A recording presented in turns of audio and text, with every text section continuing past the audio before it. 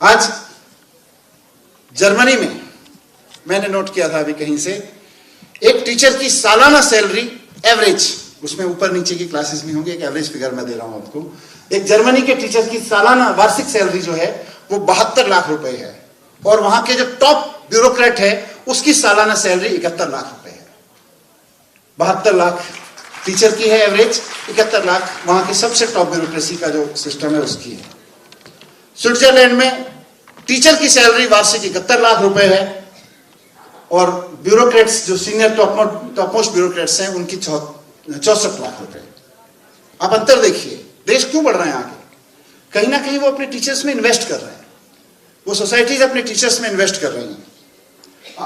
America में, मैं कोई कंपैरिजन नहीं करूंगा, अमेरिका में एक टीचर की औसत सैलरी, वहां के टीचर की जो औसत सैलरी गिनी जाती है सारे फैक्टर्स को देखते हुए, वो करीब 46 लाख रुपए, 46 लाख से 60 लाख रुपए गिनी जाती है। भारत में कितनी एवरेज? मुझे तो मिलती नहीं, आप ही बताइए। 12 से 15 लाख एवरेज है। कुछ तो करना पड़ेगा, है जी?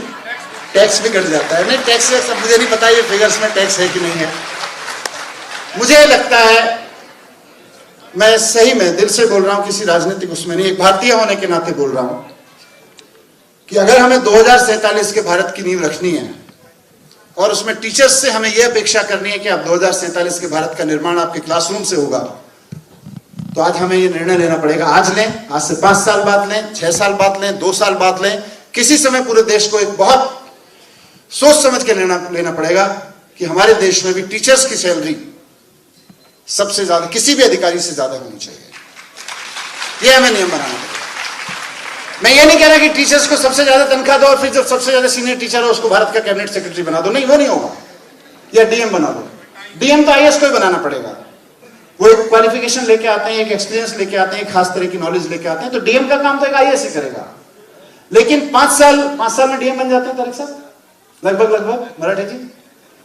तो 5 साल में एक आदमी डीएम बनता है, वो डीएम 5 साल वाला आईएएस ही बनेगा। लेकिन 5 साल के डीएम आईएएस की सैलरी और 5 साल के शिक्षा विभाग में काम कर रहे टीचर की सैलरी देखी जाए तो मेरी राय में 5 साल के टीचर की सैलरी ज्यादा होनी चाहिए एक आईएएस से। एक कैबिनेट सेक्रेटरी कितने साल में बनता है? 34 ईयर्स।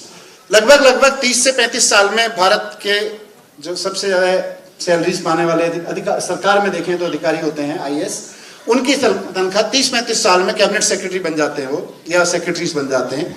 वो पीक होता है वहां पोजीशन का, तो वो पोजीशन तो वही लोग भरे हैं क्योंकि आपने ही खड़ा किया उनको आईएएस बना के। लेकिन भारत वो देश होना चाहिए जहां जब हमने कहा गया गुरु ब्रह्मा गुरु विष्णु, हम हर उसमें गाते हैं, या कबीर दास जी का वो दोहा सुनाते हैं तो वो दोहे तक सीमित रह गया।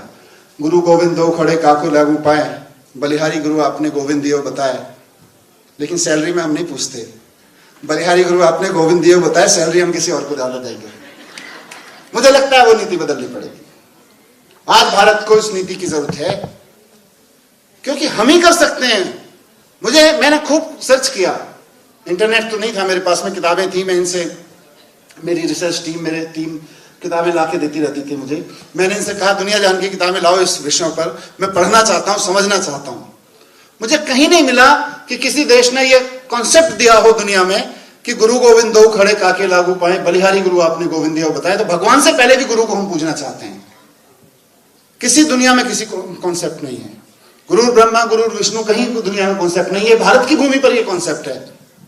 तो फिर भारत ही वो भूमि है जहां से ये मैसेज जाना चाहिए दुनिया को कि हम सिर्फ कहते नहीं है, हम सिर्फ मंच पे गाते नहीं है, हम करते भी हैं। और सैलरी में भी हमारा वो रिफ्लेक्ट होना चाहिए कि एक टीचर की सैलरी सबसे ज्यादा देश में होनी चाहिए कोई। और उसका फायदा क्या होगा? मैं कोई ऐसा नहीं कि यहां एक पॉपुलिज्म बात कह के जाना चाहता हूं, उसका फायदा देखिए क्या होगा।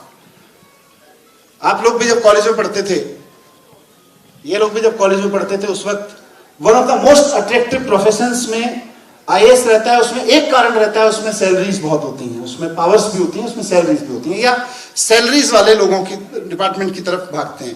तो आज दिल्ली यूनिवर्सिटी में जो लोग बच्चे पढ़ रहे हैं उनके अंदर ये सेटिस्फेक्शन हो, कोई चिंता की बात नहीं, हमने तो टीचर का प्रोफेशन चुन लिया, हम तन मन धन सारा लगाएंगे, एक अच्छे टीचर बनेंगे और देश को खड़ा करेंगे। सरकार ने व्यवस्था कर रखी है, सैलरी हमें सबसे ज्यादा मिलेगी।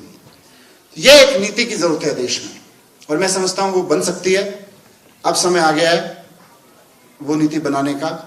आइए ऐसे भारत, क्योंकि चारों तरफ चर्चा है कि हम 2047 का भारत कैसा खड़ा करेंगे, विकसित भारत की तरफ कैसे चलेंगे। मेरा मानना है कि टीचर्स को वो सम्मान दिए बिना और वो जगह दिए बिना जिसमें हमारे परंपराओं में भी रिफ्लेक्ट होता है, लेकिन हमारी बैलेंस शीट में भी रिफ्लेक्ट होना चाहिए कि हमारे यहाँ टीचर सबसे ज्यादा सैलरी पाते हैं। हम वो देश हैं जहाँ टीचर सबसे ज्यादा सैलरी पाते हैं किसी भी सरकारी कर्मचारी की तुलना में। वहां हम पहुंचेंगे, मुझे लगता है भारत को फिर विकसित होने से कोई नहीं रोक सकता। और जब तक इस तरह की चीजें नहीं होंगी, खाली इससे नहीं होगा, लेकिन जब तक इस तरह की चीजें नहीं होंगी, कोई धक्का भी मारेगा तो भारत विकसित हो नहीं सकता। बहुत बहुत धन्यवाद आप सब लोगों का, आपने मुझे ये मौका दिया कि मैं आपके बीच अपनी बात रख सकूं। थोड़ी सी दिल की जो इच्छाएं थी, बहुत सारी चीजें हैं, फिर मैं मिलता रहूंगा। हम भी दिल्ली में, आप भी दिल्ली में हैं। Thank you very much. सबको बहुत बहुत शुभकामनाएं टीचर्स डे की। धन्यवाद।